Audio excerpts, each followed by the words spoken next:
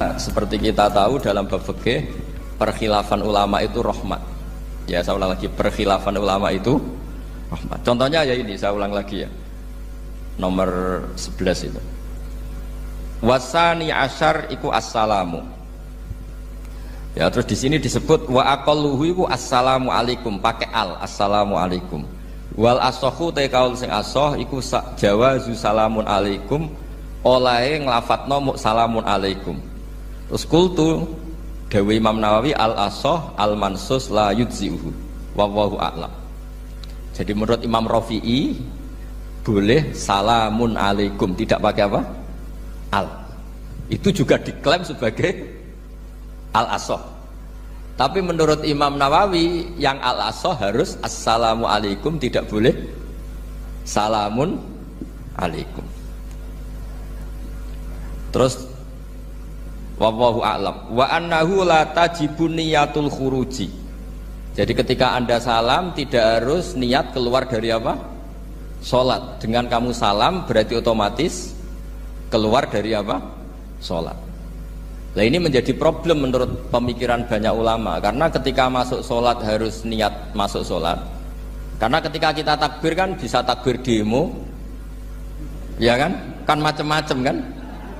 Makanya untuk membedakan itu kan niat. Memang ini kata ulama, bukan kata saya. Sekedar melafadzkan takbir ini kan demo ya takbir. Kamu kagum sesuatu juga takbir.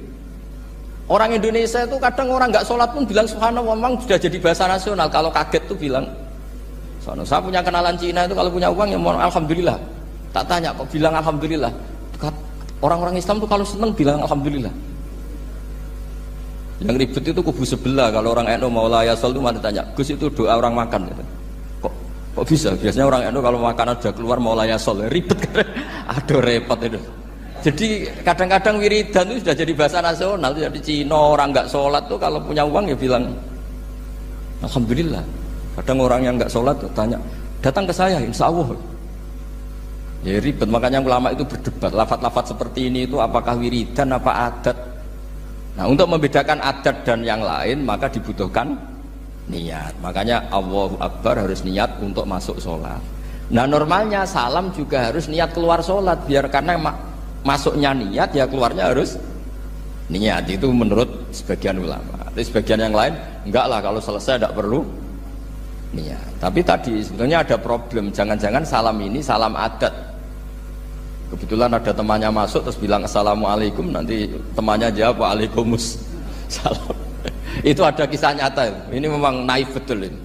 Ada orang alim sholat. Nah, ketika ada yang mau lewat itu kan dihadangi begini ya. Jadi dihadang gini ya, itu bidin. Yang lewat tuh karena saking nggak pernah yang ngaji malah tidak salaman. Kagetnya bukan main itu. Ada orang sholat, ada orang mau lewat, kan kesunatannya dihadang begini. Sisi ini santai saja malah ngajak salaman. Terus ribet, ngadepi orang tidak tahu itu ribet. Ya tambah bingung kan, diliwati saja bingung, apalagi sekarang diajak salaman. Kan memang nggak sambung, kulturnya itu nggak sambung. Nah, itu kalau kita bilang assalamualaikum terus pikir kamu waalaikumsalam. Ya ribet, memang ngadepi orang tidak tahu itu ya ribet. Makanya ya agama ini, ngelola agama ini memang. Nah, barokahnya ngaji fikih itu beginilah, saya sering cerita. Misalnya kita hafal fikih, takbir itu wajib, rukun. Tapi bentuk ngangkat tangan itu sunat. Itu barokahnya Masya Allah. Andai kan kita menentukan kaifiyahnya, mungkin kita sok suci. Itu pernah ada peneliti cerita ke saya, Gus saya ini orang NU itu pusing. Kenapa? Takbirnya beda-beda. Ada yang terlalu semangat, Allahu Akbar. Apalagi yang was-was, wah itu semangatnya Masya Allah. Malah ada yang tanya, itu takbir berkali-kali itu madzhab apa? Jadi orang was-was cobalah, bertobatlah itu, jangan sampai jadi madzhab baru. Kalau yang was-was orang bodoh gak masalah, coba kalau dia orang alim alama, nanti muridnya juga niru, oh ternyata takbir yang satu 3 kali itu. Oh ternyata takbir yang saya itu 7 kali. Itu kalau dia jadi imam. Kalau dia jadi makmum nyampai ini pinggirnya, sampai pinggirnya takut kan bulan baleni. Ada yang kayak orang nggak punya uang, Allahu Akbar tangannya diangkat separuh saja enggak. Itu kan Tapi itu tidak ngefek di Indonesia karena dari awal kiai-kiainya ngajarin ngangkat tangan itu nah caranya juga agak ditentukan, terserah kamu. Begitu juga posisikan tangan itu juga sunat. Sehingga kalau sampai ke Turki atau kemana-mana itu ada yang kayak orang baris, ya kan? Habis takbir ya sudah. Ada yang sendakap, sendakapnya beda-beda. Ada yang nutupi iga yang hilang katanya, sampai begini. Ada yang santai begini. Oh pokoknya nggak jelas. Sehingga itu kalau di militer ini ada Pak Dandim itu juga bingung ini, nggak protap ini kan. Tapi kalau di fikih itu memang kalau sekali nggak diwajibkan terserah masing-masing. Ada yang kayak orang baris, ada yang sendakep begini, katanya apa? Nutupi iganya yang hilang. Wadah yang sambil rasa-rasa, macam-macam. Tapi barokahnya ilmu fikih itu diputuskan memang dari awal tidak wajib. Yang wajib itu takbirnya. Maka duduk juga begitu, meskipun kita sepakat duduk tahiyat ula namanya iftiros, duduk tahiyat akhir namanya tawarruk, itu harus kita vonis, kita hukumi sunnah. Cara seperti itu sunnah. Wa ayyu qu'udin qa'ada sohat sholatu, seperti kemarin di Minhajul Thalibin, dengan duduk gaya apa saja sholatnya tetap sah. Sehingga kalau kita di Arab misalnya pas haji, orang Arab itu memang ya agak kacau. Orang Indonesia itu kalau sholat duduk itu kan memang benar-benar sakit sudah agak mau mati, itu benar-benar sholat baru duduk.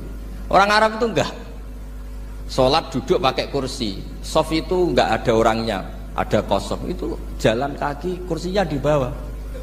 Wong bawa kursi kuat kok sholat duduk. Kalau orang Jawa kan, saya juga iskal, orangnya kalau bawa kursi kuat dipindah-pindah tapi kok sholatnya. Kalau orang Jawa agak kebayang, kalau sholat duduk emang bener-bener sakit. Terus saya pernah ditanya lagi sama orang, Gus, di Mekah itu kok banyak orang bawa HP, terus kalau ditelepon diangkat soli, itu mazhab apa? Mazhab geblek kata saya. Tapi ini kan orang Arab, kan seakan-akan terus mewakili internasional kan, karena pusat banyak tuh. Ditelepon digoleki telepone wong sak akeh golek ini tok wis kangelan ya. Warang ketemu soli patene. Nah, kita kan diajarin di kiai Indonesia kalau itu membatalkan apa? Salat. Jadi ribet. Nah, barokahnya kitab-kitab seperti ini, meskipun kita di Indonesia itu mengikuti panduan yang diarahkan atau yang dibagukan oleh ulama-ulama dulu. Nah, Indonesia itu makanya berkah. Saya sering ketemu ulama Mekah itu kalau muji haji Indonesia luar biasa. Bukan sekedar sopannya, memang cara hajinya itu nyari kaul yang disepakati itu sah. Karena memang dilatih KBIH, dilatih Kemenak, masih dilatih kiai setempat. Meskipun niatnya ya kadang tidak baik. Saya pernah tak tanya, kenapa kamu latihan haji sebegitu? Kalau sholat kok enggak? Sholat gak sah, gak apa-apa, Gus, gak bayar, ini kaji. Oh, ternyata. Dia itu sholat bedino ratau kursus baik kulon. Bareng apa kaji oleh takok tenan, tak takok. Oh, sholat kira tahu takok, nak kaji kok takok. Nak sholat rasa gak iman, Gus, gak bayar, ini haji. Coba. Sebenarnya kurang ajar kata saya. Jadi ternyata sekarang terkuak. Kenapa orang-orang awam tuh kalau kaji kok semangat belajar? Semangatnya sama dengan sholat apa di bawah haji jauh sholat itu? Berpuluh-puluh tahun sholat tuh dengan gaya yang nggak ada perkembangan. Tapi haji pisan langsung keren. Ternyata karena bayar ya. Apa perlu ditiru? Sholat harus bayar supaya ini supaya. Ya itu alasannya itu. Nak haji rasa berat Gus, apa?